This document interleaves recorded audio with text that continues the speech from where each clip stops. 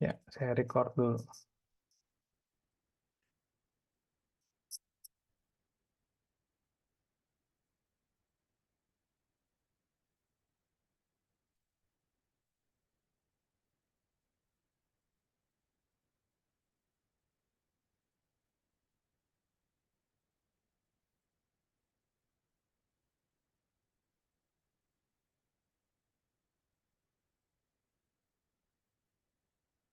Oke, kayaknya udah join semua ya teman-teman. Ini ada 7 orang ya, termasuk saya.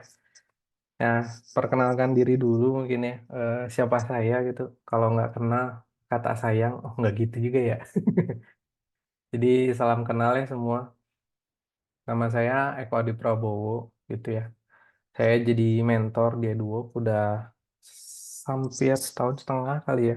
Gitu terus udah cukup banyak gitu ya teman-teman yang lulus, mau yang ISA ataupun yang reguler gitu. Kayak gitu. Terus ya testimoninya semua teman-teman bisa lihat gitu ya di kumpulan testimoni gitu. Terus sebenarnya tuh eh, kalau ngomongin quality assurance gitu ya teman-teman. eh, Pengalaman saya gitu ya di quality assurance saya. Enggak, Kak, balik ke yang tadi, Kak. Masuk ke Siapa? roomnya.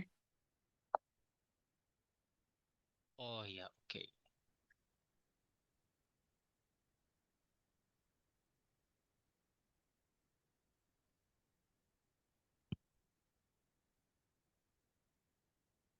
Halo teman-teman, sepertinya ada kendala teknis. Teman-teman mungkin bisa masuk kembali ya ke roomnya, breakout roomnya.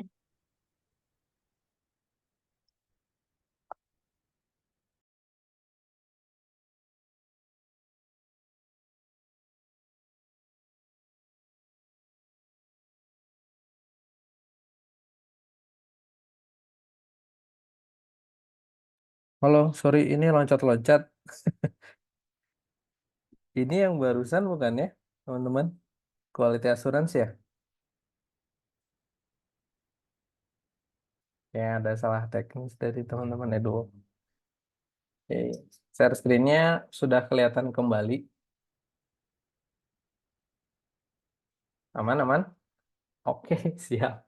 Ini ada 6 orang ya. Oke, tadi 7. Gak apa-apa lah ya. Perkenalkan diri. Ya, mungkin kan di sebelah cewek tuh. Jadi, apa namanya tuh? Lebih cakep gitu. Kayak gitu. Sama aja sih gitu.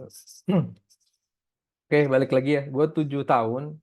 Nggak 7 tahun ya. Berapa tahun ya? Pokoknya dari 2013 saya pertama kerja sebagai quality assurance. Dan sampai sekarang gitu sebagai quality assurance. Kerja di apa namanya tuh. Awalnya gitu ya ngebuat eh, ngetes gitu ya. Sebutannya dulu tester gitu ya. Terus berubah nama quality control gitu ya. Terus berubah sekarang quality assurance. Dan mungkin sekarang sebutannya agak lain lagi gitu ya. Test engineer, ada yang QE gitu ya, quality engineer. Sebenarnya semuanya sama rootnya. Apa coba tes gitu ya, ngetes aplikasi. Kita nge-verify suatu aplikasi itu biarin sesuai sama requirement yang ada dan sampai dengan user tuh aman gitu, bisa dipakai sesuai dengan requirement-nya kayak gitu perkembangannya ya dari manual testing sampai dengan sekarang automation testing itu. Nah, sekarang saya posisi di apa? Di perusahaan di Indo sama masih di Indo terus lulusan gitu ya. Saya sekarang jadi ini test engineer manager di Evisery gitu. Nah, jadi teman-teman kalau nanti memang di Edwork gitu ya ada apa namanya tuh bisa lulus, udah lulus gitu ya. Kalau misalnya nanti nerusin bisa juga nanti bisa japri saya untuk coba elaborate masuk ke Evisery juga boleh gitu atau di tempat-tempat yang memang cocok nantinya kayak gitu. Oke, kita masuk ke materi ya, udah perkenalan. Nah, materi pertama. Jadi sebenarnya tuh sebelum masuk QA, sebenarnya tuh eh, bahasannya adalah development proses gitu. Developing proses itu apa sebenarnya? Nah, itu tuh tahapan sebenarnya tuh untuk ngebuat suatu aplikasi ini jadi dan nanti bisa dipakai sama user, deliver ke user gitu. Nah, tahapan prosesnya tuh fasenya tuh panjang sebenarnya tuh. Tapi proses QA itu sebenarnya tuh ada di bagian development proses itu gitu. Nah, proses itu ngapain sebenarnya? Ya tadi sebenarnya garis besarnya testing. Dia ngetes aplikasi tadi gitu ya. Tapi nggak serta-merta kayak misalnya teman-teman, oh ini udah jadi nih barangnya, terus teman-teman ngetes gitu ya. Ngetes, ya udah aplikasinya dapet gitu ya, APK gitu ya, atau misalnya web browser gitu, atau aplikasi aplikasi desktop atau IPA gitu ya di iOS. Teman-teman ngecek gitu ya. Ngeceknya ya, apa namanya tuh nggak sekedar langsung cek gitu aja gitu, oh dia udah sesuai gitu. Tapi kita punya fase-fasenya gitu. Sebelum kita melakukan eksekusi testing tadi gitu. Pertama ya ID-nya apa gitu ya. Kalau dari teman-teman PO gitu ya atau PM gitu awalnya tuh biasanya ya requirement turun. Dia bentuknya dokumentasi gitu. Nanti dari ide muncul sebuah rancangan gitu ya. Nah, rancangan ini biasanya dibuat ke dokumentasi gitu ya. Sebenarnya ada teknis di dalamnya gitu dokumentasi itu ya nanti kita bisa jelasin lebih detail. Kayak gitu. Terus nanti dirancang ada dokumentasi sama ada teman-teman UI UX biasanya buat ngebuat si desain mockup si aplikasinya nanti mau kayak gimana sesuai sama ekspektasi harapan yang akan dirancang gitu, desain.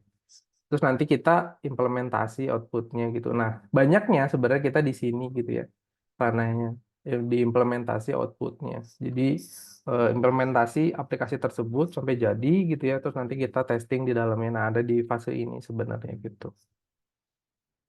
Tuh nah, sebenarnya kalau teman-teman kuliah di bidang IT gitu ya, ataupun yang enggak sebenarnya itu baca-baca, pasti udah familiar sama sebutannya SDLC biasanya. SDLC itu kan System Development Life Cycle ya, teman-teman bisa baca juga di sini sebenarnya. Terus STLC, Software Testing Life Cycle. Nah, sebenarnya bedanya apa gitu? Nah, kalau SDLC itu dia Kak, ini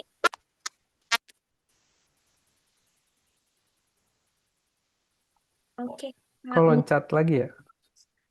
Iya, Mas. Bentar ya, Mas. Kayaknya ada yang ketekan, Mas. Ini kayaknya harus open lagi. Nah, ini udah bisa masuk lagi, Mas. Ya. Ya, mohon maaf atas kendala teknisnya.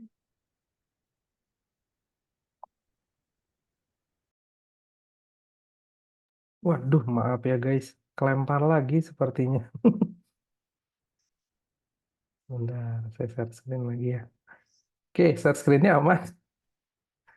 Aman-aman ya? Sip. Gua aman Kak. Oke, siap. Lanjutin lagi ya. SDLC. Tadi ya panjang gitu. Di dalamnya tuh nggak cuman QA gitu di dalamnya. Di dalamnya tuh ada PM misalnya, product owner atau disebut juga PM tadi ya, project manager gitu. Terus nanti ada developer front end back end, terus nanti ada TE ataupun sebutnya apa ya, quality assurance gitu ya, UA. Dan nanti sampai dengan end production gitu. Nah itu biasanya banyak tim di dalamnya di dalam si SDLC ini gitu. Runtutan prosesnya nanti kita bahas dalamnya. Nah kalau STLC sebenarnya software testing life cycle itu tuh metodologi testingnya sendiri seperti apa gitu. Yang biasa common kita pakai, terus cara mainnya seperti apa sih? Dia bisa ngeksekusi testing gitu, kayak gitu. Dan enaknya ya sebenarnya gitu teman-teman. Kalau quality assurance gitu ya, kalau kalian nggak terlalu jago coding gitu ya atau gue nggak terlalu jago teknis ngekode gitu ya, dan teman-teman cocok di sini. Kenapa? Karena di sini cuman satu kuncinya, analitik. Teman-teman nge-analisis suatu requirement ataupun aplikasi itu dituangin ke dalam test case nantinya itu, nah kuatnya harus di situ gitu. Karena sebisa mungkin QA itu harus bisa analitiknya itu tajam gitu, biarin nantinya nggak kebobolan naik ke production nih, ada defect misalnya kayak gitu, atau ada bugs ya sebutannya kayak gitu. Nah kayak gitu. Jadi analitik dari apa, ngelihat si requirement itu harus kayak gimana gitu. Nanti dituangin ke tes-tes ditulisnya gitu. Kayak misalnya teman-teman gitu ya ngeliatin halaman login gitu. Nah di halaman login tuh ada email sama password terus button login misalnya. Nah kira-kira gitu. Itu ada skenario apa aja sih yang biasa user lakuin gitu ya. Nah, teman-teman, kalau misalnya QA itu kita harus berpikir di luar dari kebiasaan user gitu. Kayak misalnya sebutannya ada yang bilang kayak monkey gitu ya. Jadi kayak ngetes aja yang apa kira-kira kalau nanti gue masukin oh karakter emailnya panjang nanti gimana ya, terus masukin emailnya pendek nanti gimana ya, kalau panjang terus masukin facial karakter gimana ya, bisa kayak gitu gitu. Nah itu dituangin nanti ke skenario, nanti kita bahas di ujung. Itu bedanya sebenarnya SDLC sama SDLC gitu. Oke, kita lanjut. Nah, ini fasenya gitu ya teman-teman, yang barusan dibahas di depan dikit. Nah, ini fasenya gitu. Nah, fasenya di sini tuh cukup panjang ya kalau SDLC gitu. Oh, ini sebenarnya fase testing yang ini nih, yang warna biru ini tuh yang kita breakdown. Nah, jadi SDLC yang ini gitu prosesnya gitu. Nah, SDLC ini awalnya sebenarnya dari sini get requirement dulu sebenarnya. Semuanya start dari sini, dari stakeholder masuk minta buatin apa misalnya, atau kita dari jadi vendor misalnya usernya itu minta buatin apa misalnya aplikasinya. Nah, masuk nih requirement. Nah, biasanya sama teman-teman project product owner atau si PM tadi gitu ya. Dia ngebuat requirement dasarnya dulu gitu. Requirement dasarnya udah jadi gitu ya, aplikasi yang mau dibuat tuh seperti ini, dituangin ke dokumentasi, terus dianalisis lagi gitu ya, kira-kira ada yang kurang atau enggak gitu. Nah, di fase analisis ini bisa terlibat si QA juga sebenarnya untuk liatin value-nya si aplikasi yang mau dibuat ini, kira-kira ada yang kurang atau enggak dari sisi si QA gitu, buat ngelengkapin dari sisi requirement gitu. Udah dianalisis, terus nanti keluar desain biasanya ke teman-teman desain. Ini gambaran aplikasinya nanti buatnya kayak gini gitu. Terus nanti ada teman-teman engineer yang ngebuatin aplikasinya dari sisi front end ataupun back end. Nah, kalau front end itu biasanya yang ngebuatin kode tatap mukanya ya teman-teman. Jadi dari web gitu ya atau mobile gitu antar mukanya. Nah, di belakangnya ada satu lagi biasanya kita sebut back end gitu ya. Back end engineer. Nah, dia itu yang memfasilitasi ngebuat si database-nya, terus nanti jembatan si protokolnya gitu ya, pakai service buat masuk ke database itu. Nah, itu dihandle sama teman-teman engineer yang back end gitu. Nanti masuk ke fase testing. Nah, di sini ada QA engineer ya. Nah, dia eh, apa kewajibannya adalah ngetes. Nah, itu fase yang saya apa lakukan sampai sekarang itu, dan teman-teman yang kalau nanti minat banget gitu ya buat memperdalami ini gitu ya. Nah, ada di fase ini testing gitu. Nah, di testing gitu ya, dari requirement tadi terus nanti muncul si test case, teman-teman buat test case, terus nanti eksekusi test case sebenarnya. Terus nanti setelah itu biasanya teman-teman ngebuat automation atau testing secara manual. Nanti kita bahas bedanya automation tuh apa sih sebenarnya gitu ya. Terus sama manual tuh apa gitu. Nanti kita bahas. Testing, terus nanti keluarin result testingnya, ada bugs, enggak gitu ya. Atau kita sebut kalau di fase development, itu defect gitu ya. Bugs itu defect, tapi dalam masa development gitu, itu defect. Nanti kalau ada defect, temuan-temuan aneh gitu ya teman-teman, terus kayak nge-crash, terus atau apa gitu ya. Nah, nanti itu di-report gitu di hasil testing resultnya gitu. Nah, nanti teman-teman engineer akan ngedevelop lagi. Nah, requirement bakal terus muter gitu. Nah, nanti kalau misalnya teman-teman apa namanya tuh cocok di sini gitu ya. Nanti kita perdalam lagi SDLC itu. Jadi SDLC itu luas ya teman-teman. Jadi metodologinya tuh ada yang disebut dengan agile gitu ya. Terus pakai Scrum yang sekarang lagi common banyak make gitu ya Scrum. Terus ada yang lama gitu ya pakai waterfall proses gitu ya. Jadi kayak apa tangga gitu loh dari fase apa kayak gitu-gitu. Nanti kita bahas detailnya, itu cukup banyak gitu detailnya. Terus ada extreme programming, SDLC tipe extreme programming dan lainnya gitu. STLC sendiri gitu ya, tadi sebutnya analisis requirement, kita harus lihat requirement-nya apa aja dari dokumentasi tadi. Kita tuangin requirement tadi yang kita udah baca, kita tuangin ke bentuk test planning gitu ya. Kita mau nge-planning nih, nanti ngetes targetnya tanggal segini sampai tanggal segini, terus yang gua tes itu ada di misalnya di Android misalnya. Nanti gua ngecek di test planning itu kita harus nulis, kita harus ngecek nanti di Android versi 10 misalnya sama versi 12 dan 13 misalnya. Kita verify itu. Terus OS versionnya berapa dicantumin, terus manpowernya teman-teman kerja sendiri atau berapa orang gitu. Nah, ditulis di test planning ini. Biar apa? Kita harus ngeluarin test planning. Biarin kita enggak kedodoran, oh enggak, kelamaan gitu ngetesnya atau kecepatan gitu. Jadi kita harus nge-planning dulu apa yang akan kita lakukan testing. Udah gitu nanti eh, tes desain. Nah, tes desain ini kita buat test case tadi ya teman-teman. Dari test plan, udah nganalisis, kita tulisin test case-nya. Nah, bentuk test case misalnya bentuknya kayak flow biasanya teman-teman. Kayak verify, user, success, login misalnya kayak gitu. Nah, itu satu test case, terus nanti teman-teman buat test case lagi, misalnya verify, user cannot login using invalid email misalnya gitu. Terus nanti ada detail-detail lainnya dan itu terus skenario itu teman-teman tambahin sebanyak mungkin gitu ya. Nah, keseruannya di situ Kie ya. Kalau teman-teman makin kritis itu ya makin keren gitu kalau Kie ngebuat test case gitu ngaco-ngaco yang kayak user masukin misalnya tadi invalid email dengan menggunakan special karakter misalnya. Dengan masukin email sama password nol terus tekan button login nanti gimana gua mau ngecek itu gitu jangan sampai kelewat yang hal kecil gitu kadang user ataupun siapapun gitu ya yang pakai itu tuh suka kelewat gitu hal-hal kecil kayak gitu nah teman-teman harus put itu sebagai skenario automation gitu ada yang nanti sebutnya ada testing functional atau non functional gitu ya. Nah, fungsional tuh kayak responsibility si apps-nya kayak masukin email sama password tekan button login nanti bisa masuk login nggak gitu. Itu fungsional. Nah, non functional sendiri kayak apa? Nah, kayak misalnya gue verify translation teksnya. Login itu L-nya kecil atau gede sih ini. Nah, sesuaiin sama requirement. Nah, itu dicek juga ya, jangan sampai lupa kayak gitu.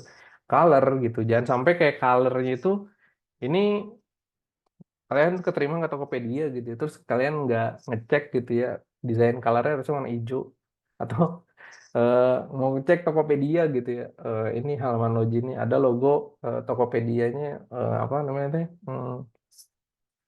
awalnya burung hantu ya burung hantu gitu tapi hmm, ternyata bukan burung hantu jadi burung piit kan jadi defect ya, paling kecil gitu aset image doang.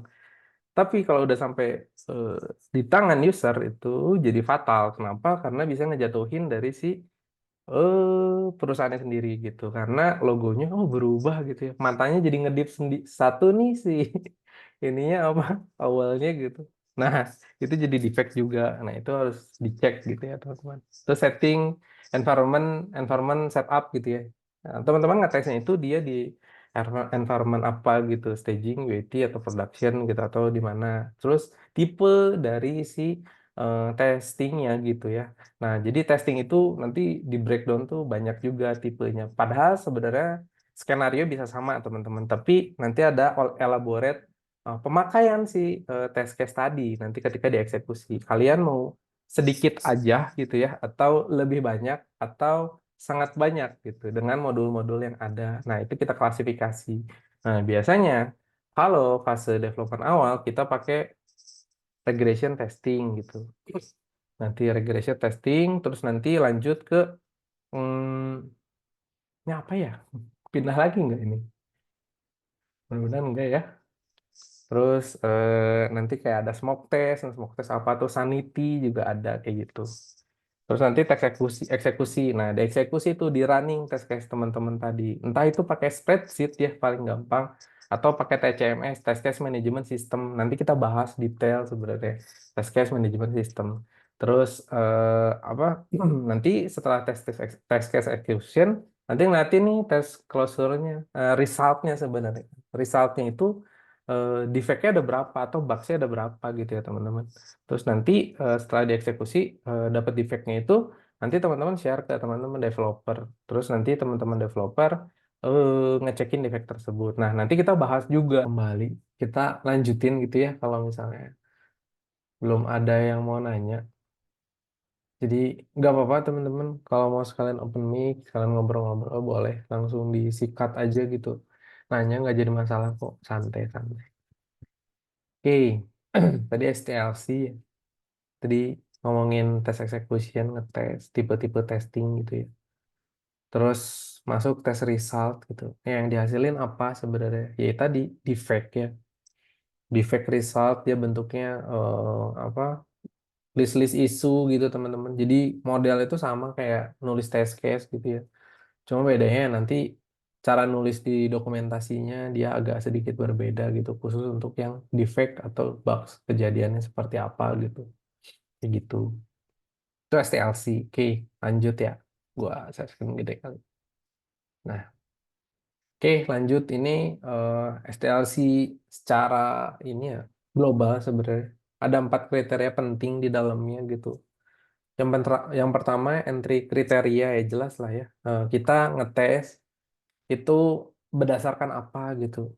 Nah, kita harus analisis dulu tuh requirement-nya. Ya, pertama ya dari requirement si teman-teman PO ataupun PM tadi gitu ya. Dapat dokumentasinya yang akan dikerjain apa. Nah, kita analisis gitu ya. Nanti turunlah ke dokumentasi test case. Nah, dibuat sama si QA. Entry tadi ya, analisis dalamnya.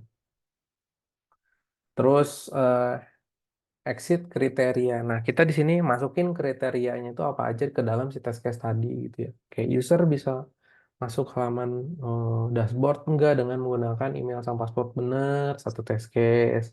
Menggunakan email salah, password bener, itu gimana? Kalau gua kosongin email sama passwordnya, tekan button login, nanti gimana? Itu jadi beberapa skenario tuh. Terus kita verify kalau misalnya placeholdernya itu teksnya apa sesuai requirement atau enggak, kayak gitu-gitu. Nah, itu kita cekin tuh sedetail mungkin teman-teman. Jadi jangan terpaku sama kegiatan user aja yang biasa lakuin, masukin email sama password, tekan button login, udah aja gitu teman-teman ngetesnya. Jangan, tapi kita harus berpikir lebih kritis lagi. Kalau misalnya user masukin gini sama gini gimana ya? Kalau kita gini gini gini gimana ya? Kalau kita tekan button loginnya tekannya cepat gitu, nanti gimana ya gitu. Nah, hal-hal itu yang harus teman-teman cek gitu. Nah, sedetail mungkin, sebaik mungkin gitu. Terus activity. Nah, activity-nya itu ngapain sebenarnya tuh? Ya, apa yang udah kita buat test case-nya tadi, kan teman-teman developer nanti barengan nih biasanya teman-teman developer ngebuat aplikasinya, teman-teman QA ngebuat si test case-nya gitu ya. Test case udah kebuat, nanti ketika developer udah beres nih guys aplikasinya gitu ya, oke, kasih ke orang atau kasih ke gua gitu ya, kasih ke gua, terus nanti teman-teman cekin tuh sesuai sama skenario yang udah teman-teman buat. Satu test case cek, oke, pas, centang, dan misalnya.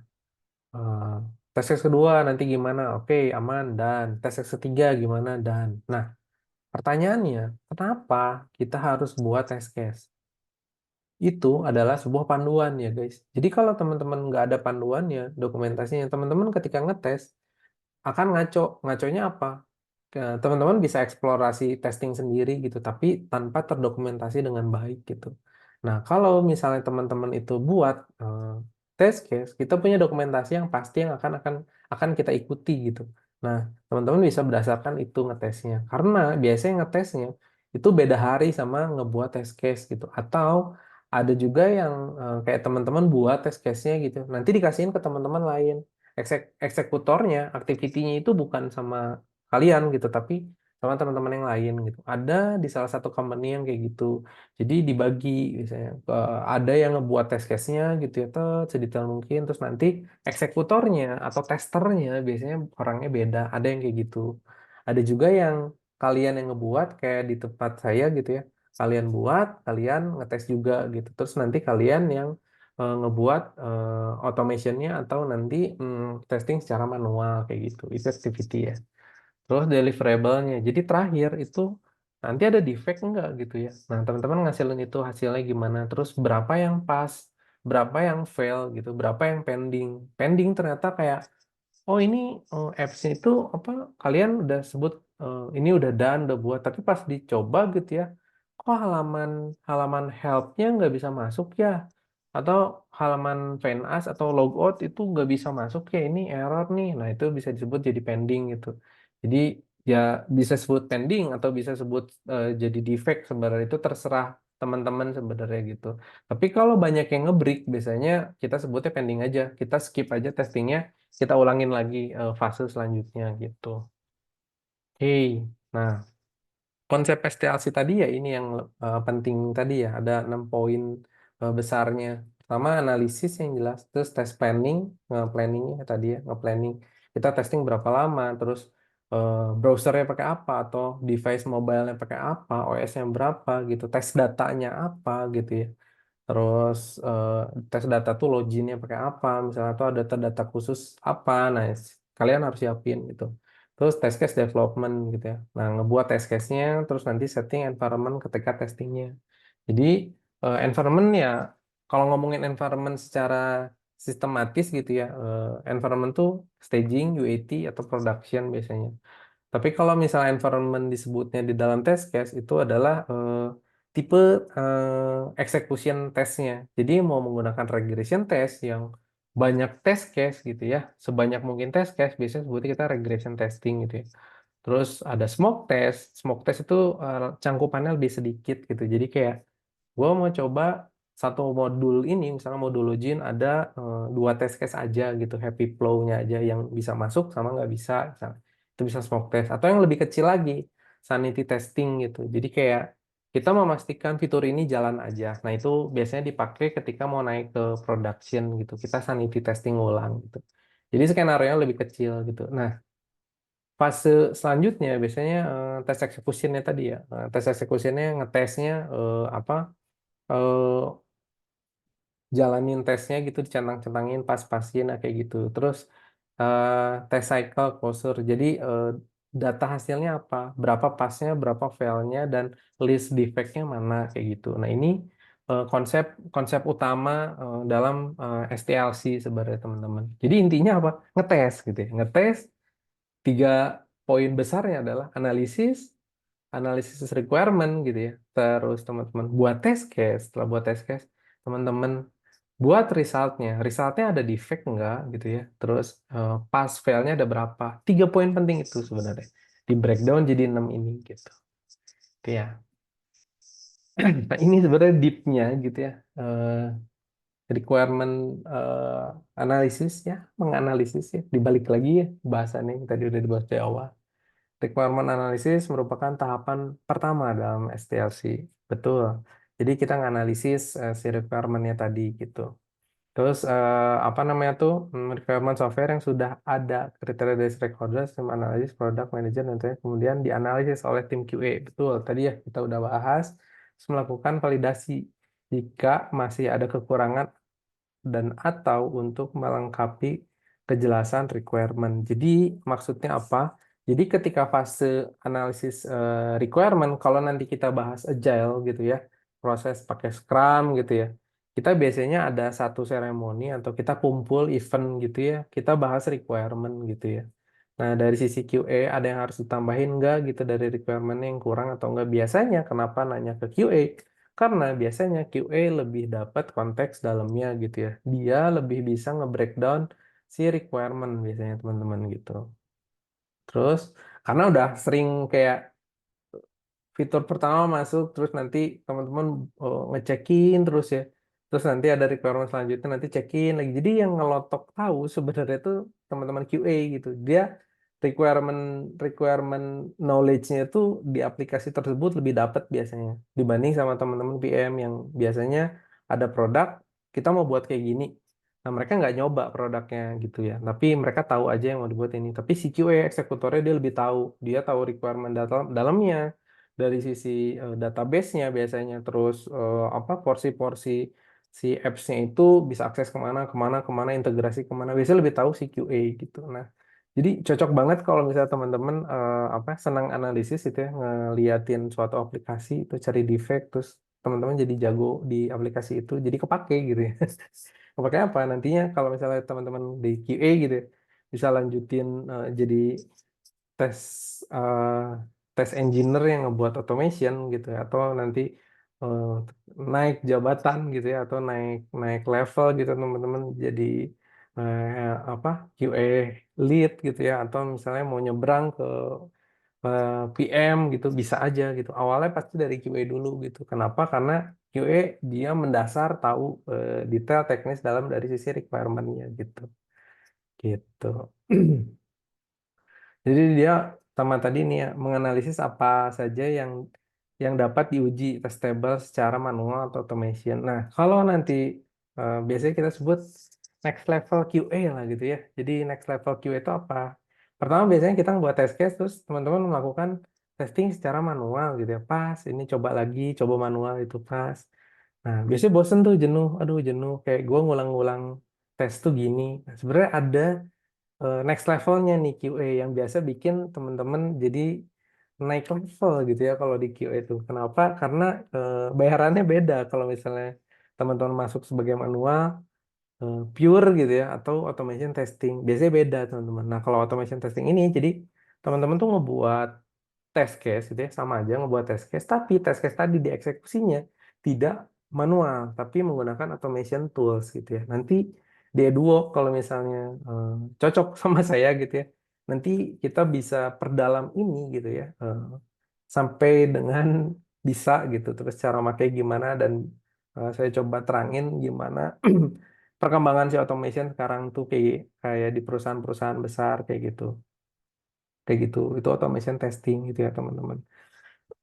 Terus banyak sekali gitu ya apa teman-teman juga yang mau belajar ke automation testing tapi ya karena keterbatasan kemampuan dan caranya gitu ya. Padahal kalau misalnya dicoba dari awal tuh nggak sulit kok karena automation testing ini teman-teman ngekode sebenarnya ngekode tapi tidak mengkode seperti teman-teman developer. Jadi kayak cangkang luar lah sebenarnya gitu. Jadi nggak terlalu deep down sampai scriptnya kayak gimana gitu, enggak kok. Dan nanti di hari selanjutnya kalau nggak salah kita belajar sedikit tentang automation, nanti kita apa bahas itu detailnya gitu. Ada sampai hari Jumat kita bahas ngerunning automation di eh, web kalau nggak salah, terus API kalau nggak salah, terus sama di mobile gitu. Ada tools-toolsnya. Kalau misalnya mau curi-curi start boleh teman-teman, biar baca-baca dulu gitu. Bisa Cypress gitu, teman-teman nyari Cypress itu. Terus Catalan Studio. Nah, kita nanti belajar-belajar ke situ, teman-teman. Di kelas-kelas ini ya, di kelas yang 5 hari ini gitu. Jadi, oh gue mau nyoba duluan gitu, nyari tahu. Boleh, teman-teman. Jadi jangan takut dulu, terus banyak panduannya juga gitu. Nggak sulit gitu. Terus menganalisis cakupan fungsi dan fitur gitu ya. Nah, tadi yang disebut fungsional dan non-fungsional. Jadi coba dulu, biasanya kita kriteria yang harus wajib dicoba itu mah fungsionalnya dulu gitu ya. Fungsi loginnya jalan nggak dengan masukin email sama password bener, password salah, itu bener nggak gitu. Nah, itu yang paling penting gitu. Kalau misalnya itu nggak jalan, ya aplikasinya jangan sampai ke tangan user gitu. Nah, nggak kalah penting sebenarnya, cuman yang ini lebih penting gitu fungsional. Kalau nggak jalan ya ngaco juga aplikasinya. Ngapain dipublish ke user kalau nggak bisa login misalnya gitu. Terus non fungsional, kayak misalnya kayak teman-teman ngecekin apa dari segi layoutnya nih, button loginnya eh, harusnya kotak deh. Kenapa ini bulat ya? Karena di requirement desainnya itu dia kotak deh, nggak bulat kayak gitu. Nah, itu teman-teman harus cek dari sisi layoutnya. Tadi warna itu penting juga ya, warna. Terus kayak color, sorry, font gitu ya, font sama nggak sama desain gitu. Terus kayak translation, kayak L-nya itu huruf gede, huruf kecil gitu loginnya. Nah, kayak gitu-gitu itu harus dicek juga. Jangan sampai hal kecil itu teman-teman miss gitu, karena kecil jadi nggak kesampaian buat ngeceknya biasanya gitu, kelupaan. Nah, itu jangan sampai. Gue selalu bilang di dalam kelas gue gitu ya, kalau ngebuat test case, berawallah dulu dari fungsional, udah gitu turun untuk testing di sisi translation. Jadi jangan sampai lupa ngeliatin si translation huruf-hurufnya itu harus disesuaikan sama dengan desain. Kalau ada keanehan, teman-teman jangan eh, merepresentasikan sendiri atau apa ya sebutannya, jangan sok ide sendiri. Oh ya emang kayak gini sih kayaknya. Nah, jangan. Kalau ada pertanyaan gitu ya, jangan berasumsi, teman-teman. Jangan asumsi sendiri kalau QA itu. Kalian punya pertanyaan, kok gini sih gitu ya. Kalian harus larinya ke yang punya produknya, si PM-nya tadi. Guys, di dokumen gini misalnya. Tapi kok di apa namanya tuh di desainnya gini beda. Jadi yang benar yang mana? Harus ngikutin yang mana gitu. Nah, teman-teman eh, harus seperti itu sebagai QA. Kenapa? Kalau teman-teman berasumsi eh, berbahaya. Kenapa? Karena ada kemungkinan nanti miss-nya di QA. Kenapa ngelolosin gitu. Nah, itu hati-hati kalau di QA. Tuh.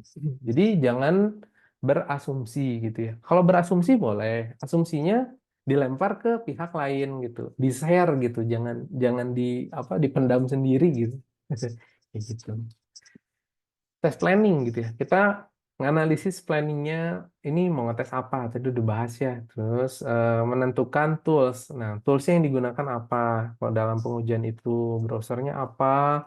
eh Mobilenya Android Samsung misalnya atau Xiaomi gitu ya, atau Realme gitu, atau Realgood gitu. Jadi itu ditulis di requirement gitu ya. Biarin requirement test planning maksudnya. Biarin apa? Biarin detail teman-teman ngebuat eh, planning test case-nya gitu.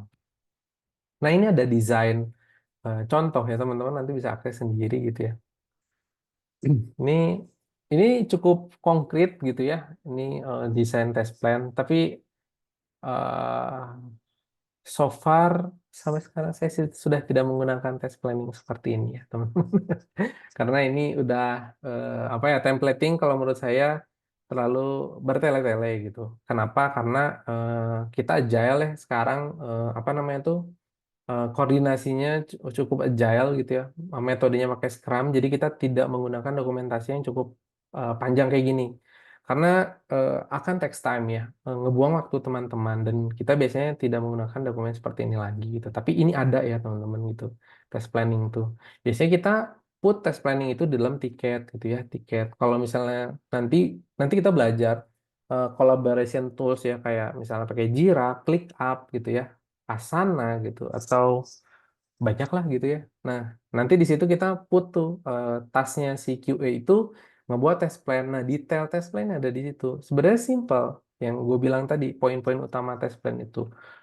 Environment-nya apa, lu testing mobile device-nya apa, berapa lama testingnya, cakupan scope testingnya seperti apa gitu ya, lama time testingnya berapa lama, manpower-nya berapa orang, kayak gitu-gitu. Nah, ngeput gitu, biarin apa ke estimasi teman-teman testingnya. Just itu kayak gitu. Oke ya. Terus test case development. Nah, ini ngebuat test case. Nah, ini yang paling penting dari poin QA. Kalau kalian tidak bisa membuat test case, bahaya. Ini apa ya, porsi utama QA ya teman-teman. Kalau misalnya tim produk, misalnya teman-teman PM gitu, dia buat dokumen requirement gitu ya, pakai PRD dulu, apa ya, PRD, FSD, banyak lah sebutannya gitu ya di dokumen requirement itu. Nah, kalau kita buat test case, kita ngebuat nih test case ini, kita yang harus disiapin apa sebenarnya? Skenario-skenarionya apa, terus membuat tes data. Nah, tes data ini apa? Nah, tes data ini kayak misalnya kayak kalian mau nyobain login nih, email sama password, tekan button login. Butuh data kan, email benar, password benar. Nah, datanya dicantumin gitu. Itu datanya apa? Terus nanti di dalam modul home-nya nanti misalnya ada modul customer apa, bla bla bla bla apa. Nah, teman-teman harus put juga data-datanya kayak gitu. Terus nge-breakdown, ngebuat test case automation, script automation berdasarkan dari test case yang teman-teman buat. Betul. Jadi, teman-teman kalau misal ngebuat script automation, nantinya kalau udah mahir gitu, udah bisa, eh, jangan berasumsi buat test case automation ya gitu aja gitu. Tapi berdasarkanlah dari si test case yang udah teman-teman buat. Kenapa? Karena biarin apa ya, terkonek gitu ya, apa yang udah dibuat sama teman-teman bisa diterjemahin ke si automation script kayak gitu. Oke. Nah, environment testing ya tadi ya, disebut smoke testnya, tesnya yang dilakukan untuk memastikan fitur atau fungsi penting dari suatu program berjalan dengan baik sebelum dilakukan tes fungsional atau regression gitu. Nah, banyak sekali apa namanya tuh yang nyebut smoke test di bagian ini gitu, ketika ini regression bagian ini, sanity bagian ini. Kalian nggak usah bingungin itu nanti kalau udah di titik itu ya. Intinya yang gue bilang, karena di suatu company satu sama company lain, company A, company B, dan company lainnya gitu ya, settingan environment testingnya itu berbeda-beda, berbeda-beda tapi maknanya sama teman-teman. Jadi kayak misalnya contoh, ambil konsepnya seperti ini biasanya. Ini yang selalu miss, jadi ambigu, pusing jadinya gitu. Sebenarnya regression itu testing secara menyeluruh semua modul regression testing gitu ya. Smoke test adalah testing fitur, memastikan fitur itu sesuai dengan perancangan tapi menggunakan tidak seperti regression. Dia ngambil beberapa skenario dari si regression gitu. Lebih kecil lagi sanity, biasanya 3 fase itu testing tuh. Nah, tapi di breakdown di luar sana sebenarnya masih banyak lagi. Ada exploratory testing gitu ya, ada monkey test juga ada sebutannya, cuma negatif testing doang. Ada exploratory testing ya tadi, terus testing-testing lainnya gitu ya, kayak gitu. Tapi yang biasa kita pakai ya tadi smoke test regression sama sanity biasanya kayak gitu. Yang jelas kita memastikan aplikasi ini sesuai dengan perancangan. Nah, pertanyaannya, regresinya Mas kapan sih dipakai gitu ya? Smoke test kapan dipakai, sanity kapan dipakai? Nah, sebenarnya nanti kita akan bahasnya ketika nge-breakdown si perancangan di si agile. Karena nanti kurang nempel teman-teman. Tapi kalau misalnya awal, kalian bisa tahu itu tuh ada testing nih, sebutannya biasanya smoke test gitu ya. Jadi smoke test sudah testing sambil ngerokok gitu. Gitu. Intinya memastikan lah environment itu udah siap, udah oke nih ke production nantinya. Tes execution, pengujian tadi dari planning case case itu ya, test case terus nanti kita cek ngeksekusi berdasarkan test case yang tadi gitu ya, rancangannya pass fail gitu ya, oke atau enggak, gagal. Kalau gagal kita tulis ke dalam ini apa namanya tuh report defect itu biasanya, report kejadiannya apa aja gitu. Ini kan di sini sebetulnya pada tahun ini sanity testing, regression testing ketika akan melakukan development program betul. Jadi ada banyak fase testing sebenarnya. Cuma nanti kita breakdown di belakangan biar nggak blinger. Nah ini sudah ngeksekusi gitu ya. Nanti eh, apa hasil resultnya apa gitu. Jadi yang pertama ya pastinya itu menganalisis, mengidentifikasi gitu ya dan menganalisis rencana yang akan dilakukan di masa depan gitu ya. Jadi kalau misalnya tes closure itu hasilnya tadi gitu ya kita eh, share ke teman-teman dev gitu ya. Itu hasil dari testingan kita, terus kita cek lagi gitu analisis.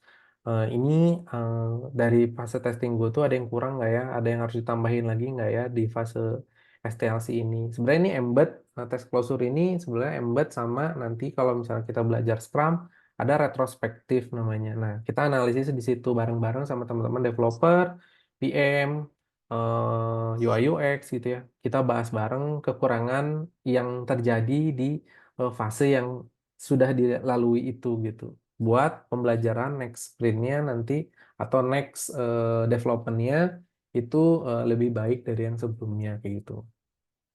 Jadi kita meminimalisir yang hambatan yang terjadi gitu dalam proses pengujian ya. Kalau di sisi kita ya dari proses pengujian gitu kira-kira apa aja gitu yang harus ditingkatin kualitasnya. Biarin apa menjalankan STLC-nya itu lebih oke ke depannya kayak gitu gitu. Jadi apa ya meretro diri sendiri gitu ya. Kira-kira apa yang kurang ya buat di next-nya kayak gitu. Gitu. Nah, itu bahasan dari development proses. Nah, dari situ ada pertanyaan dulu nggak? Atau udah bingung? Kalau ada yang bingung, ngacung aja atau ngechat nggak apa-apa, teman-teman. Gue breakdown lagi. Yuk,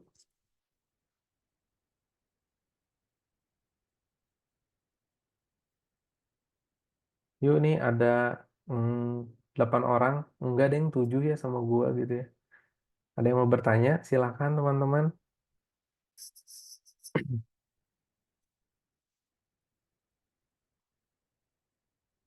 Mau dilanjut atau mau besok nih? Tapi kayaknya sampai setengah 10 nih masih ada waktu lanjut ya. Kalau ada yang mau lanjut ngacung. Lanjut, oke. Lanjut ya, teman-teman. Oke, kalau nggak ada yang mau bertanya, kita lanjut. Nah, ini apa itu software quality assurance? Ya, kita ngetes. Oke, siap. SQA adalah proses sistematik, betul. Kita ngetes berdasarkan dari test case yang kita rancang gitu ya. Kita langsung eksekusi testing tersebut gitu, menggunakan test case gitu. Oke, apa sih tugas QA gitu ya? Nah, tugas QA sebenarnya yang common sekarang adalah membuat pengujian secara otomatis, betul. Jadi udah banyak banget nih ya teman-teman. Jadi kayak eh, nggak menutup kemungkinan teman-teman itu kalau dulu sih zaman 2000 2000 2017-an ke bawah gitu ya.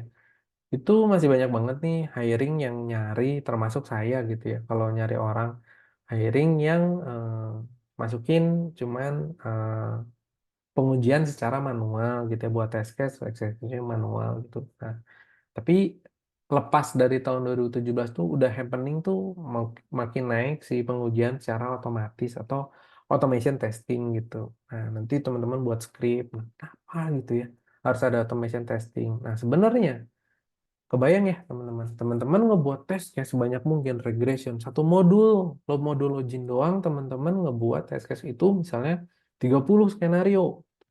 Belum modul customer, ada eh, 40 skenario misalnya modul customer. Terus modul apa lagi? Ada 10 skenario dijumlahin ada 100 skenario gitu ya.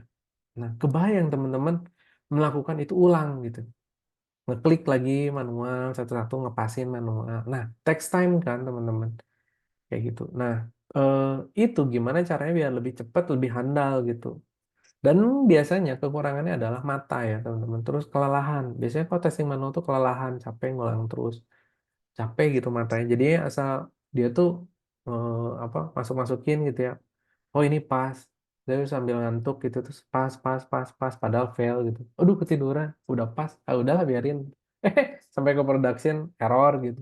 Nah, itu jangan sampai. Nah, biarin ngakalin itu gitu ya. Kita pakai pengujian secara otomatis. Kita buat skripnya nanti si 100 test case yang udah eksis di production gitu ya si fiturnya teman-teman udah buat skenario automationnya 50 misalnya ter jalan sendiri dia tuh jalan sendiri dengan menempuh waktu misalnya dia cuman 10 menit gitu ya teman-teman ngetes manual itu bisa 3 jam ini sama automation script cuma 10 menit 50 test case nah 50% teman-teman kebuang tuh waktunya bukan kebuang kepangkas gitu ya dan diuji secara sistem gitu. Nah, itu eh, pengujian secara otomatis gitu.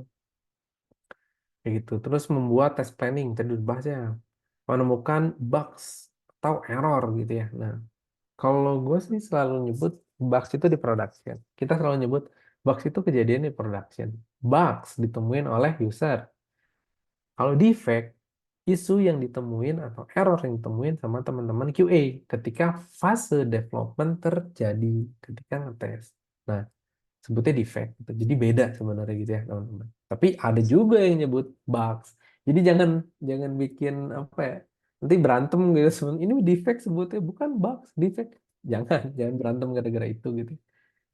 Tapi itu buat ngeklasifikasi. Biasanya kalau teman-teman di company yang cukup mapan gitu ya, cukup besar itu mengklasifikasi bug sama defect itu gitu ya. Bugs kejadiannya di production, environment production. Kalau defect kejadiannya ketika masa development gitu. Mampu mengimplementasikan masalah, betul.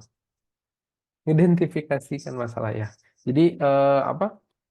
Kita analisis tadi ya. Oh ini ada isu nih. Nah langsung di put di apa namanya di si tes defect isu result. Nah di situ di put tuh nggak bisa login nih error misalnya atau ini wordingnya salah, teksnya salah nih di put kayak gitu. Itu nggak menutup kemungkinan juga ya teman-teman nextnya ini melakukan manual testing. Kenapa? Karena kalau pengujian secara otomatis teman-teman bisa ngebuat automation dengan fitur yang sebelumnya sudah rilis.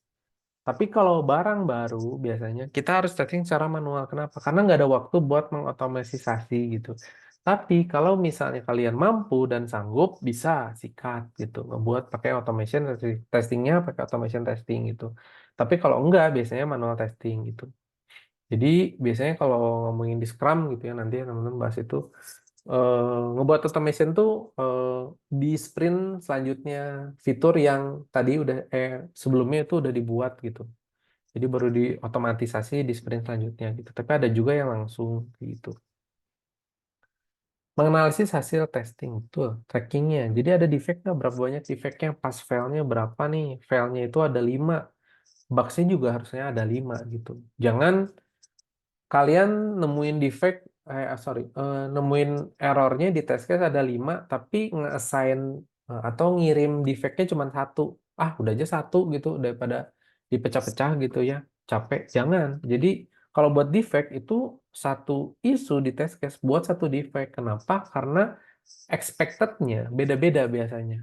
Expected-nya yang satu masuk halaman ini, yang satu salah wordingnya itu harus dipisah gitu, walaupun kecil. Kenapa? Biarin ke announce-nya itu jelas gitu. Nge-assign-nya itu ini errornya di bagian ini, errornya bagian ini. Jangan digabung jadi satu isu kayak gitu. Oke, lanjut mendokumentasikan test case. Jadi test case tadi harus dokumentasi. Entah itu teman-teman kalau manually biasanya kita pakai spreadsheet gitu ya, atau di Excel, terus disimpan di suatu tempat, dikumpulin, atau pakai test case management system atau disebut TCMS gitu ya. Nah, bisa pakai X-ray nanti kalau teman-teman mau search ya. Nanti kita belajar juga. Bisa pakai kc.io, bisa pakai TestRail, TestLink, banyak banget teman-teman. Itu TCMS yang biasanya common dipakai gitu ya. Nah, kayak misalnya di tempat gua gitu ya, di sekarang kita pakai X-ray gitu. Terus di tempat yang lama gua pakai TestRail gitu ya. Terus ada yang pakai Excel spreadsheet biasa gitu ya. Ada kayak gitu-gitu. Gitu. Terus kemampuannya yang harus dimiliki. Nah, ini ya paling penting ini ya sebenarnya. Kemampuan yang harus dimiliki. Mindset pengujian. Betul. Jadi jangan berpikir like a user gitu ya. Jadi gua harus berpikir seperti monkey gitu. Gua kadang-kadang suka bilang kayak gitu ya. Jadi lu mikir kalau jadi QA itu jangan kayak user biasa. User yang ngerusakin HP gitu. Nah, itu QA tuh. User yang ngoprek-ngoprek nggak jelas. QA ini. Nah, kayak gitu. Mindsetnya harus apa ya? Nyoba aja seancur mungkin aplikasi ini. Itu mindset QA ya. Harus ke situ gitu. Jadi jangan terpaku sama hal biasa aja gitu flow-nya kayak gitu. Analisis dan pengujian fungsional wajib banget. Jadi fungsional nggak boleh kelewat gitu ya. Tadi bisa masuk login, bisa apa yang fungsi utamanya yang biasa user lakukan. Nah, itu analisis paling penting itu. Nanti baru ke detail dalamnya. Perbaikan proses gitu ya. Perbaikan proses itu mungkin apa? Jadi si QA ini bisa memberikan insight ke teman-teman product owner atau engineering, guys, kayaknya ini tuh ada yang kurang dari requirement-nya harus nambah kayak gini misalnya gitu. Nah, itu bisa nih QA masuk juga karena kalian lebih tahu biasanya detail dalamnya gitu. Pengujian keamanan gitu. Nah, jadi memastikan juga sebenarnya keamanannya kayak gimana. Tapi nggak deep banget sih sebenarnya. Karena kalau misal ngomongin security gitu ya, sekuritas, itu ada tim terpisah TPM biasanya atau cyber security biasanya gitu. Nah, itu yang ngecekin keamanan. Tapi dari sisi kita yang jelas apa? Dari sisi flow, mekanisme dari sisi UI gitu ya. Itu sesuai dengan praktis perancangannya atau enggak gitu. Nah, nanti secara deep detailnya, nanti ini yang nomor 5, kita akan belajar juga kalau nanti ada di kelas ya, teman-teman belajar tentang pengujian performa gitu ya. Ujian performa itu apa? Jadi kita ngecek nih kayak, gua ngehit endpoint ketika misalnya kayak gini ya, ambil contohnya. Kayak di Tokopedia atau di Shopee gitu ya. Serbu 12 misalnya kayak gitu. Kayak ada flash sale gitu ya. Kan user itu ngehit untuk melakukan transaksi itu banyak ya. Di second yang sama atau di menit yang sama tuh dia bakal masuk jutaan orang ke situ buat ngehit, buat nyoba. Nah, kita nanti ngecek di sini nih, teman-teman. Sebagai QA, ini opsional sih. Ada yang memang apa ya butuh pengujian secara performance testing. oleh QA atau beda tim biasanya. Nah, kalau di Eduwork nanti kita belajar juga pengujian ini gitu. Jadi kita nyobain gitu satu service di hit sama 500 user. Nanti kemampuan si servicenya seperti apa, dia error atau enggak, terus error rate-nya berapa persentil, throughput, dan lainnya kita nanti cek-cek juga kayak gitu. Nanti gue jelasin deep dalamnya kalau misalnya teman-teman ikut kelasnya sih. Karena di materi gratisnya nggak muncul kayak ini, si performance testing ini gitu. Ini kepake banget nih kalau misalnya teman-teman apa interview gitu. Terus teman-teman punya point automation testing tadi ya, sama performance apps. Kalau teman-teman punya point optional performance apps ini gitu ya, dan kalian mampu gitu, auto lah gitu ya. Jadi gue yakin gitu, semua butuh ini gitu, dan banyak banget gitu apa ini jadi poin plus buat teman-teman ketika lulus dari Eduwork gitu kalau bisa performance testing gitu. Tuh, terus nanti nextnya ada lagi user acceptance testing gitu ya. UAT gitu ya kalau sebutannya. Jadi ya itu sebenarnya nanti kita nge-breakdown fase testingnya nanti sekaligus sama embed si proses model-model testingnya apa aja gitu. Jadi biasanya dari masa inkubasi, development, di staging, nanti masuk ke UAT, user acceptance test yang ini, baru naik ke production. Itu scope yang reguler biasa, common semua lakukan gitu. Jadi testing pakai regression dulu nih di staging regression biasanya. Terus nanti pas di UAT pakai smoke test kita memastikan ulang gitu dengan skenario yang nggak terlalu banyak atau di embed pakai automation testing. Terus nanti masuk ke production. Nah, UAT ini ada dua kemungkinan gitu ya tergantung company-nya sendiri.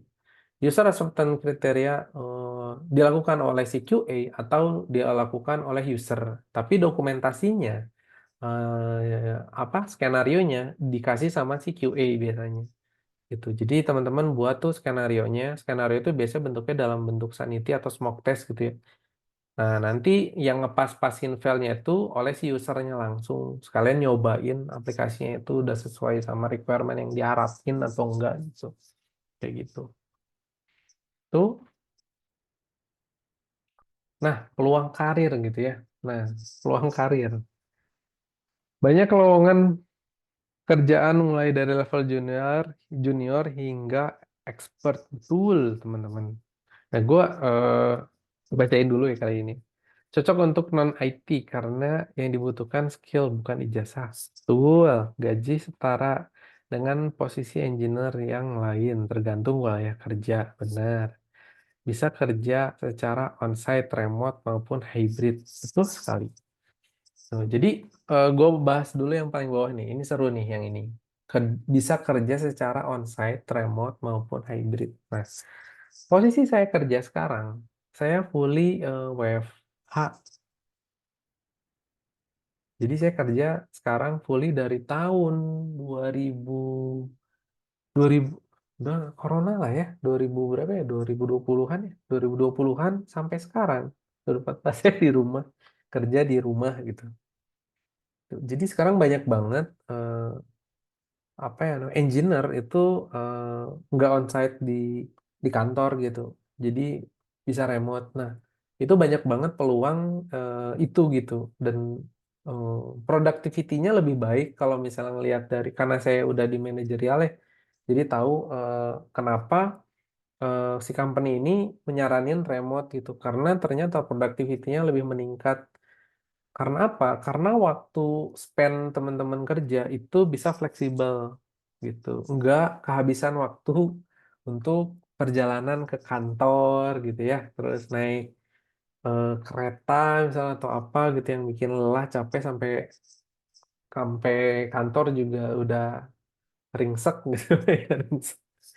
Udah acak-acakan itu sih. Jadi seru banget kalau misalnya teman-teman nyoba remote, tapi ada bosannya juga sih.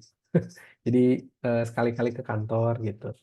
Kalau teman-teman seneng onsite karena teman-teman ekstrovert gitu ya, boleh banget, itu banyak banget peluang yang onsite gitu di Jakarta atau di Bandung, di mana banyak sekarang gitu. Itu lowongan kerjaan mulai dari level junior hingga expert, benar. Sampai sekarang saya di Evisery, saya masih nyari untuk teman-teman level junior gitu. Sama dan banyak banget gitu ya. Kenapa? Karena level junior lebih banyak adaptif gitu ya. Jadi lebih lebih suka untuk mencoba dan apa ya? Lebih banyak ini ya powernya gitu ya biasanya tuh. Jadi kayak seneng untuk mengulik terus pingin apa ya? Pingin pingin level up gitu. Jadi banyak yang diserap gitu-gitu dibanding teman-teman yang expert gitu. Kayak gitu. Cuman kalau kita butuh expert ya ada juga, cuman lebih sedikit dibandingkan yang junior gitu. Jadi nggak usah takut teman-teman. Kalau misal belajar QA, peluangnya enak banget. Kenapa? Kalau kalian bukan teman-teman yang suka bener coding gitu ya, atau teman-teman di sini suka coding juga dan mau belajar, itu cocok banget di sini QA gitu ya. Kita ngecekin aplikasi sesuai dengan requirement perancangan, kita ngasih list issue gitu ya, terus nanti kita ngebuat automation testing gitu. Itu nggak sulit kok gitu. Semuanya ini apa gampang, nggak begitu sulit. Tuh. Ada kuis gitu. Nah, ini cocok banget sama non IT bener. Jadi apa yang udah gue terangin dari awal juga nggak begitu sulit ya teman-teman. Bisa diikutin, itu cuman metodologi yang bisa dihafal dan bisa diterapin konsepnya gitu. Nggak begitu sulit sebenarnya gitu. Kecuali nanti mau masuk ke automation, tapi tenang aja, nanti kita ajarin caranya dan gimana praktekinnya, kita coba satu-satu sampai dengan teman-teman bisa dan mampu gitu. Gaji setara dengan posisi engineer yang lain, tergantung wilayah, benar. Jadi kalau misalnya jadi junior, misalnya tempat saya, dan saya pernah waktu itu tahun 2020 ke bawah ya, dari 2017 sampai 2020 pertengahan, saya di Genius BTPN, sekarang di Visery. Nah, di Genius BTPN,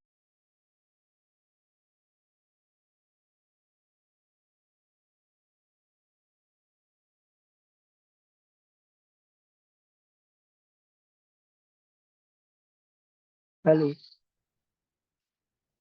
Halo Kak. teman-teman, iya teman-teman host, apakah masih ada waktu? Saya boleh dijadikan co-host lagi?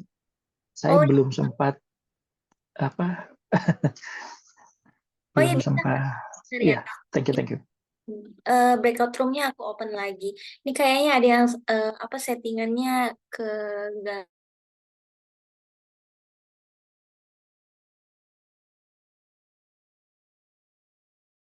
waduh, loncat lagi seru-seru ya.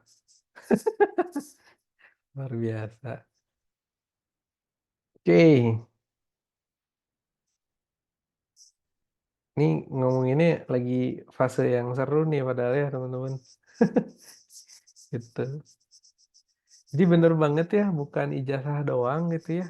Bisa di luar non IT bener, karena banyak banget kelas-kelas, ya kelas gua gitu selama ini udah ngajar beberapa teman-teman. Banyak banget yang non IT asli, nggak bohong. Terus ujungnya udah kerja sekarang sebagai quality assurance, nggak satu dua gitu. Dan ya alhamdulillah mereka pas gue tanya gitu ke posisi terakhir, udah di sini Kang belajar gini gini gini, siap mantap. Wih mantap, betul-betul lihat LinkedIn-nya, wah invite LinkedIn. Alhamdulillah gitu. Dan bahkan ada yang waktu itu SMA ya kalau nggak salah. Karena itu ya, ini ya, ini lucu gitu ya. Kalau di Indonesia tuh ya, biasanya kita harus ada ijazah S1. Tapi kalau teman-teman nanti, ya kalau ada gitu ya di salah satu dari partisipan di sini gitu ya, 7 orang, terus ngerasa masih SMA, jangan takut gitu ya. Kalian punya punya skill ini dan kalian perdalam dan kalian mampu. Kalian nggak usah takut. Banyak sekali sekarang startup di Indonesia yang nggak ngeliat ijazah gitu ya teman-teman. Bisa masuk ijazahnya SMA gitu. Banyak kok gitu. Dan nggak satu dua gitu. Apalagi kalau kalian mau kayak gue bahasa Inggrisnya oke juga nih, cari ke Singapura gitu. Banyak kok nggak ngelihat diplomanya gitu, asli gitu. Jadi jangan takut itu ya, kalau mau belajar mah sikat gitu. Karena apa ya?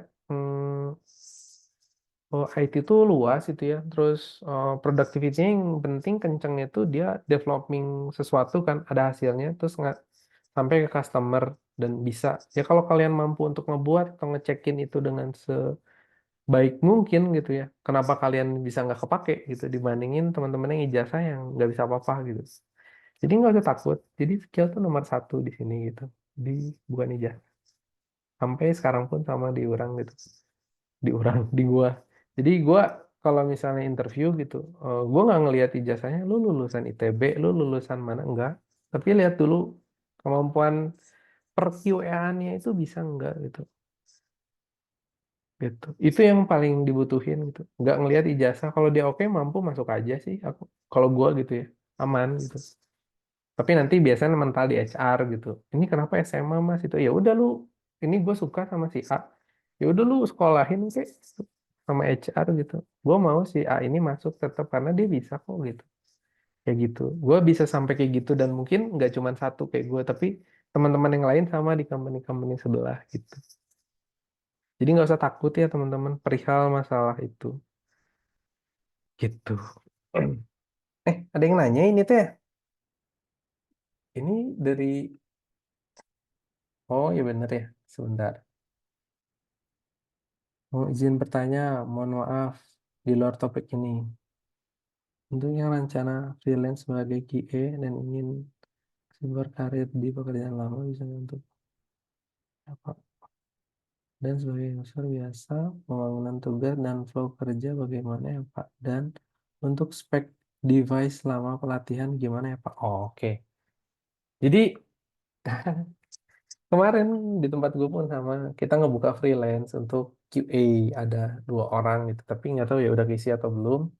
Nah, itu juga freelance itu intinya result kan freelance tuh. Jadi teman-teman bisa bagi waktu porsinya sendiri. Kan WFH ya.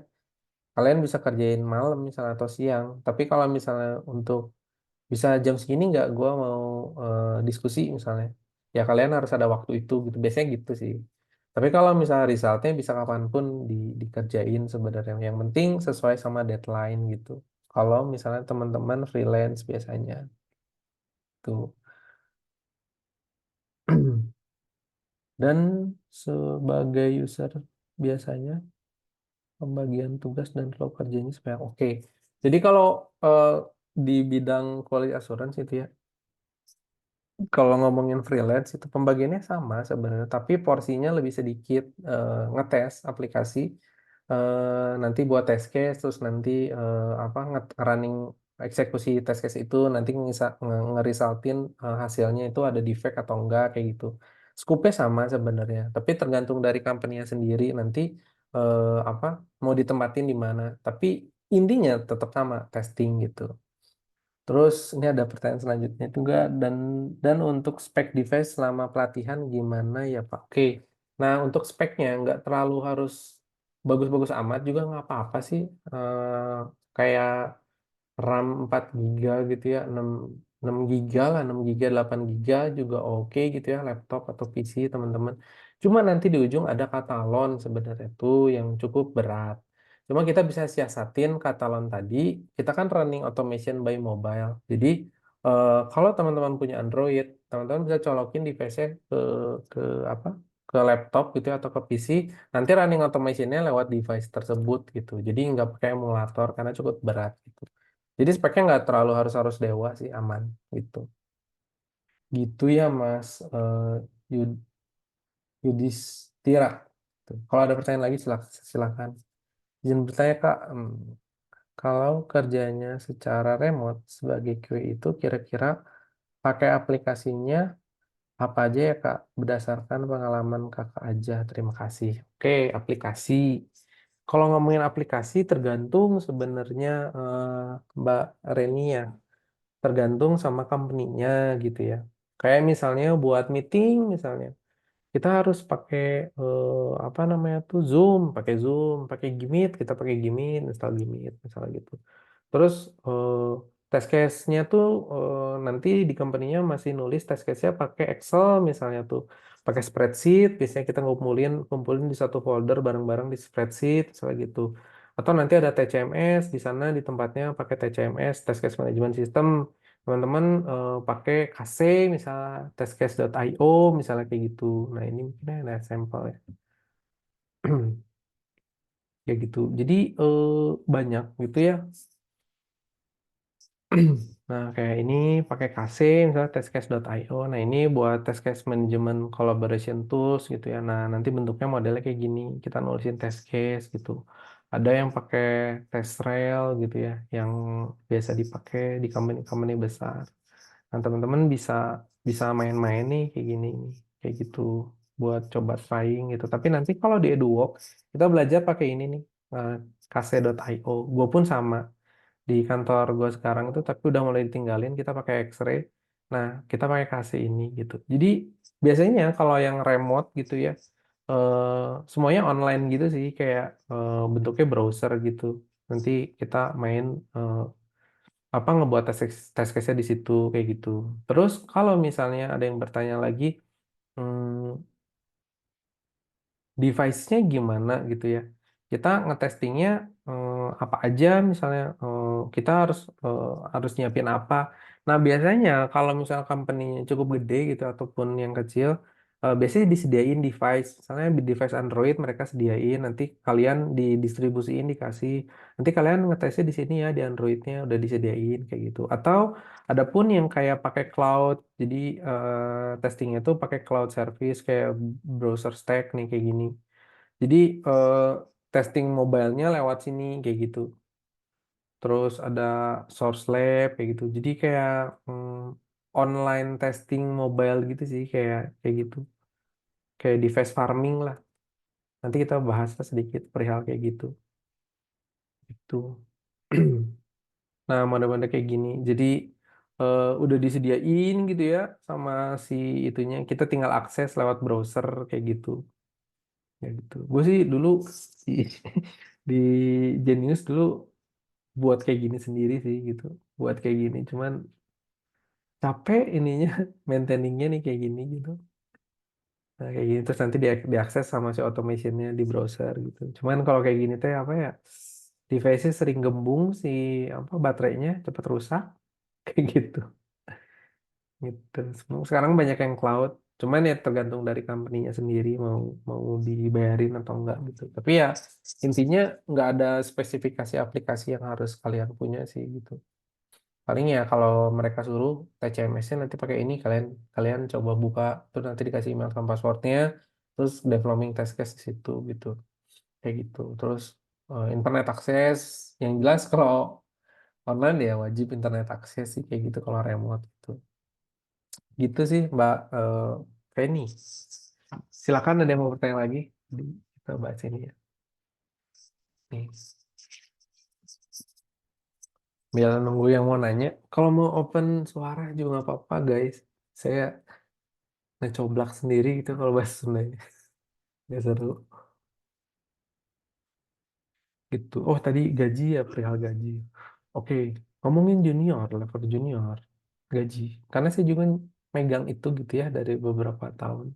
Dari 2019 saya megang eh, ya per inian gitu ya, distribusi apa leveling si junior terus angkanya berapa gitu rata-rata gitu ya. Kalau level junior biasanya kalau di ngomongin di Jakarta nih ya, wilayah Jakarta dulu, Jakarta biasanya rata-rata kalau misalnya dia vendor itu dapatnya 5 5 jutaan kalau nggak salah ya, belum dipotong bla bla bla lah jadi 4 berapa gitu, itu level junior. Tapi kalau misalnya teman-teman masuk ke company bukan vendor gitu ya, alias pegawai tetapnya misalnya di Tokopedia misalnya, atau di Gojek atau di Genius misalnya, atau di tempat-tempat yang jadi end usernya, itu biasanya rate-nya di atas 8 juta gitu. 8 juta itu untuk junior gitu. Jadi eh, luar biasa ya, cuman ngetes padahal mah gitu. Nggak sesulit itu kok gitu.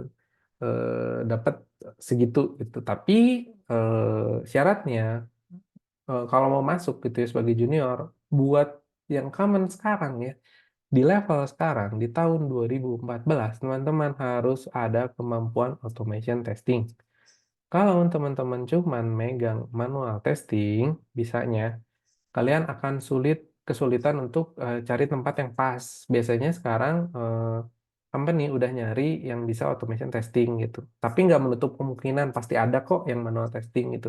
Cuman rate-nya biasanya di bawah yang si automation testing gitu teman-teman. Itu aja sih.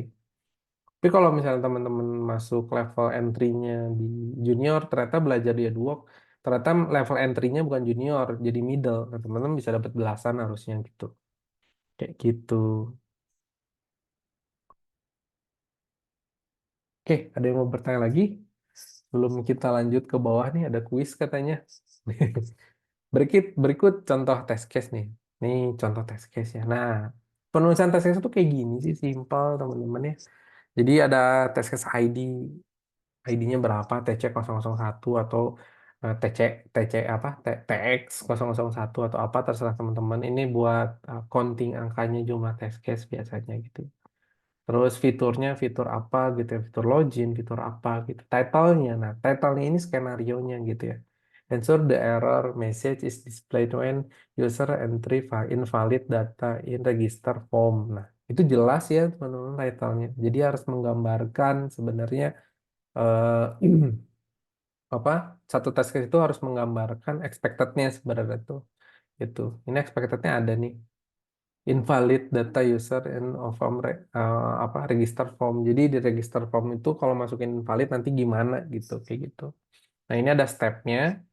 Jadi teman-teman harus masukin stepnya. Jadi stepnya itu pertama kita masukin emailnya kayak gini atau username kayak gini, passwordnya kayak gini, terus klik sign up gitu. Nanti muncul nih expected-nya tuh error message is displayed kayak gitu. Kayak gitu. Nah, ini contoh satu test case-nya teman-teman. Kayak gitu. Ini kurang detail sih kalau menurut saya gitu ya. Kenapa? Karena tidak ada klasifikasi tes datanya, tes data gitu, tes data. Biasanya ada tes data kayak gitu. Cuman nggak apa-apa kalau kayak gini juga udah masuk. Gitu tugasnya nih teman-teman buat nanti ketemu hari Selasa mungkin ya. Tugasnya ini adalah buat test case untuk website ini nih, source demo. Sebanyak mungkin di fitur yang ada di website tersebut. Setidaknya ada lebih dari 10 test case yang terbuat, teman-teman. Jadi kalau teman-teman buka, ini tuh modelnya kayak gini. Nah, kayak gini. Ini kan dari sini juga udah muncul nih sebenarnya teman-teman nge-verify ini. Satu page juga udah ada 5 atau 8 test case skenario gitu ya teman-teman. Apalagi kalau teman-teman kembangin lagi gitu. Masih banyak juga. Nah, ini skenario login misalnya. Terus nanti di dalam sini, ini nanti teman-teman bisa buat test case-nya nih. Nah, di sini ada modul-modulnya juga. Bisa teman-teman coba gitu. Ini all item, terus logout, nyobain kayak gitu-gitu. Nah, ini silakan dicoba nih ngebuat test case gitu. Gak sulit ya harusnya buat test case, gampang kan ya. Tuh. Oke, ada pertanyaan lagi nggak? Materinya buat yang sekarang mungkin sampai slide 19 dulu karena terlalu banyak. Tuh, nanti kita bahasannya nah di sini nih mulai seru gitu ya. Apa nanti bahasan tentang JavaScript gitu ya, terus basic-basic sintak kayak gitu-gitu. Masuk ke automation testing gitu. Tapi cangkang awalnya jadi nggak gitu sulit gitu. Kayak gitu. Terus nanti ada ini yang Catalan Studio. Terus biasanya testing tuh levelnya dibagi dua nanti teman-teman. Ada yang level UI sama API. Nah nanti detail kita bahas gitu. Nah bahaya nih kalau teman-teman belajar testing lewat API gitu ya. Jadi teman-teman tahu dalaman aplikasi gitu ya, bisa jadi hacker gitu. Bisa aja gitu. Ada yang mau tanya nih, Mas Erik. Sen, Kak saya mau tanya gimana model Porto Porto posisi QE Porto model Porto tuh apa maksudnya nih? Portofolio.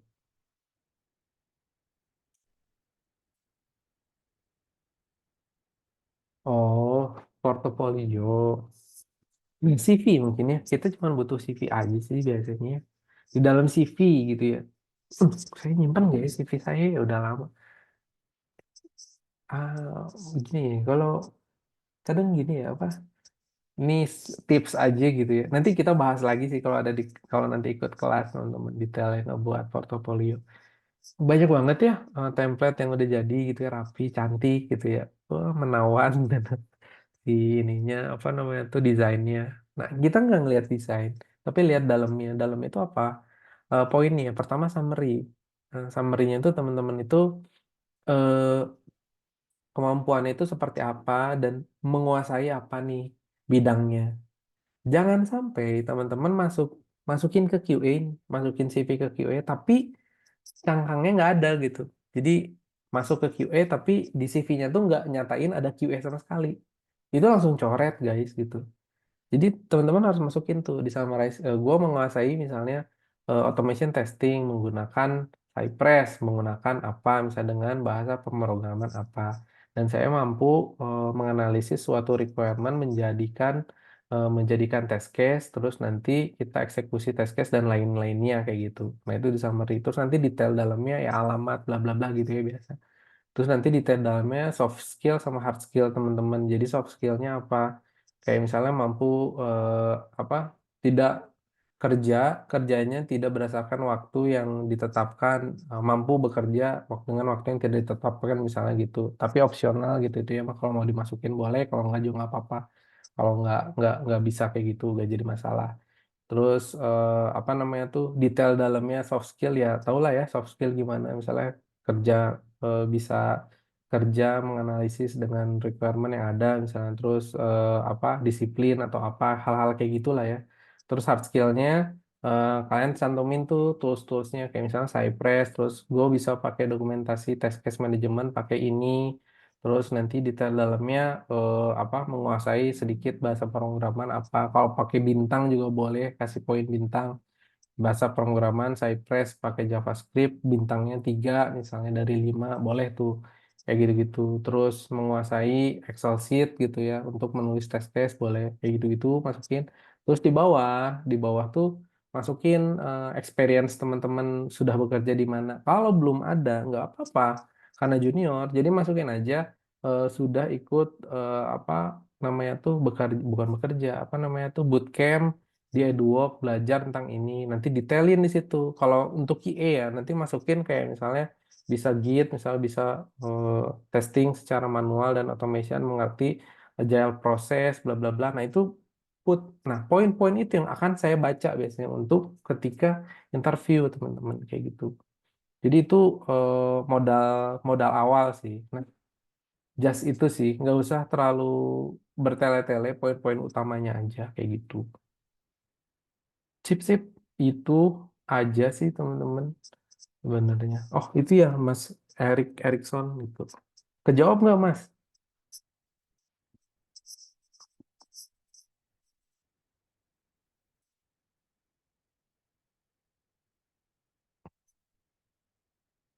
Oke sip itu ya.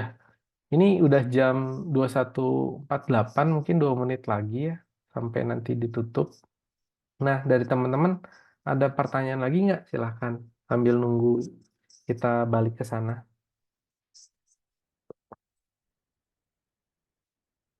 Maaf sambil minum. Oh ada yang mau bertanya lagi?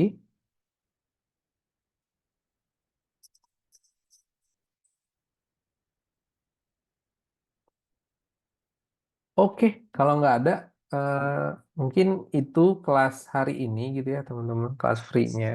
Barangkali teman-teman minat untuk melanjutkan gitu, silahkan besok hadir gitu ya, terus kita bahas lagi yang lebih dalam nih, kayak gitu. Nanti kita coba scripting sedikit itu, terus belajar-belajar tentang detailnya, kayak gitu-gitu, tentang si part testingan dan kalau teman-teman ngerasa ada mau pertanyaan atau apa, bisa langsung open mic aja, nggak jadi masalah ya teman-teman. Nggak usah takut gitu. Slow aja, kayak gitu. Oke, kalau gitu. Thank you semua. Mari kita balik ke main room, teman-teman. Thank you.